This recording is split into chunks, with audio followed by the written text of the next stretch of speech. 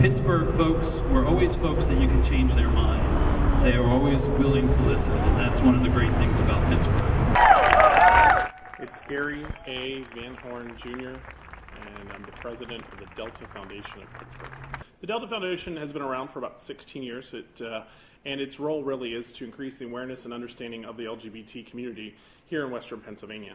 This is actually the 5th year that the Delta Foundation has produced Pride events here in the city of Pittsburgh. We're really excited this year as we continue to grow the event. About 6 years ago, actually, this event only attracted 4,000 folks. We now attract last year over 35,000 folks over a whole 10-day celebration of the diversity in the region. And this year's theme, Don't Stop Believing, really exemplifies. We've seen a lot of different things move forward with the LGBT community, specifically, on a national level, the repeal of Don't Ask, Don't Tell, the James Matthew Shepard Protection Act, as well as people's hearts and minds. We're starting to finally see that equality will prevail. It's taking its time, but really opening people's minds, and it's about Don't Stop Believing.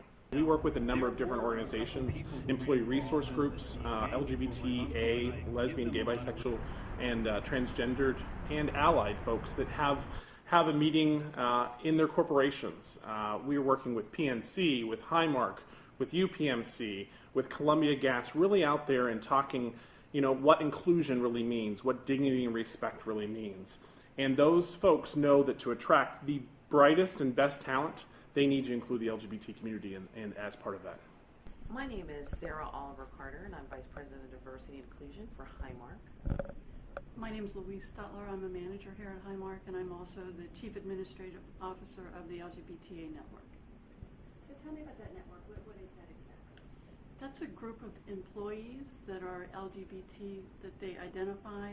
It's not only the employees themselves, but also allies, because the A is for the allies, for the straight allies who may have somebody in their family that they actually want to support to have equality in the workplace, that we recognize them for their families and the community in which we serve. Yeah, from a business perspective, and Louise, please jump in here whenever you feel the need, but it helps people understand that there are different consumers in our community that have different needs in terms of health care.